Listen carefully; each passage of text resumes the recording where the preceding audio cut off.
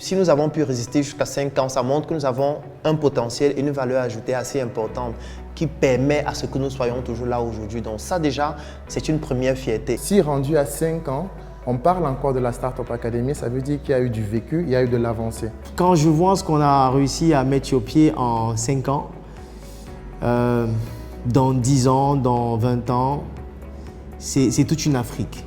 La Startup Academy, je la vois dans 5 ans, dans plusieurs années, comme étant l'incubateur de référence pour permettre aux jeunes Africains d'acquérir leur indépendance financière. Très peu de mouvements qui sont lancés réussissent à franchir le cap des 5 premières années. Nous voulons étendre les sièges dans toutes les régions du pays, tout simplement parce que la demande est vraiment énorme. Elle est grandissante vu l'ampleur de la communication que nous avons déployée sur le terrain. Moi, personnellement, je reste sereine parce que dans 5 ans, dans 10 ans, il y a tellement de projets qui vont naître, il y a tellement de projets qui vont voir le jour. Là, il n'est plus question uniquement du Cameroun. On a l'habitude de dire que le Cameroun, c'est un quartier. Nous voulons développer l'esprit entrepreneurial de la jeunesse africaine sur le long terme.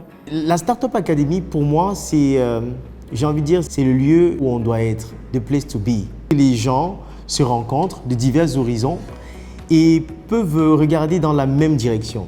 La Startup Academy a déjà formé plus de 20 000 personnes.